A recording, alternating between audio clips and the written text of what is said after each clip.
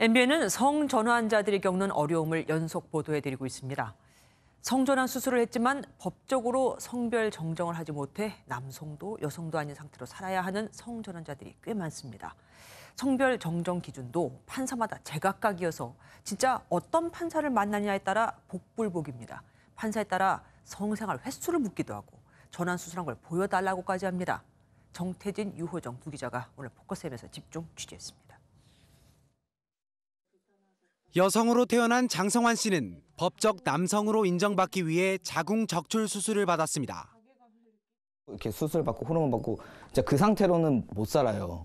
이것도 아니고 저것도 아니고 사회생활을 할 수가 없어요. 이제 법적으로도 바꿔야.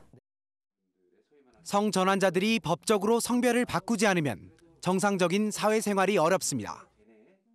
법적 성별이 정정이 돼야 학교를 들어가서 교육을 받는다든지 아니면 직장을 구한다든지 이런 사회생활이 가능하기 때문에 성별을 바꾸려면 법원 판결이 있어야 합니다.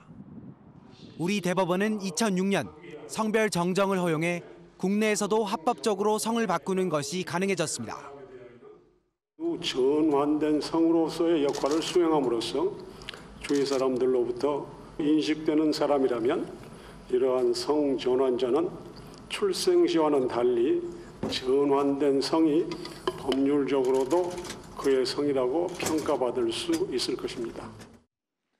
대법원은 성전환에 대한 법이 만들어지기 전까지 성별 정정 여부를 판단하기 위한 임시 방편으로 사무처리 지침도 만들었습니다.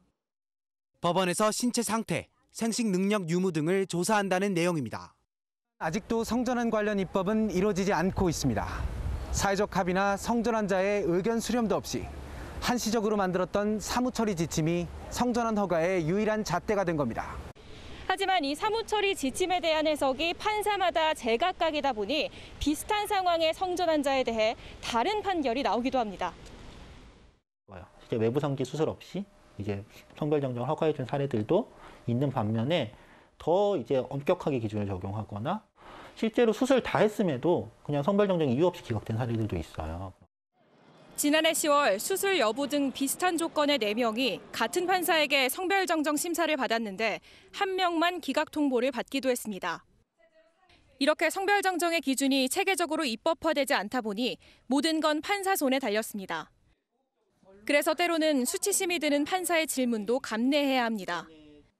뭐 성욕은 느끼는지, 남자랑 뭐 관계는 맺어봤는지 이런 얘기를 계속 물어본다던가, 사진은 이제 필수적인 게 아님에도 어떤 수술을 증명할 수 있는 사진, 소위 나체 사진, 나체를 요구한다던가. 일본에선 지난 2001년 관련 법이 없다는 이유로 성별 정정이 기각됐지만 2년 만에 특례법이 만들어졌습니다. 15년 전 우리 대법원은 성전환자도 행복을 추구할 권리가 있다고 판단했지만 입법 미비로 아직도 그 판결은 우리 사회에 뿌리내리지 못하고 있습니다. 포커스 M이었습니다.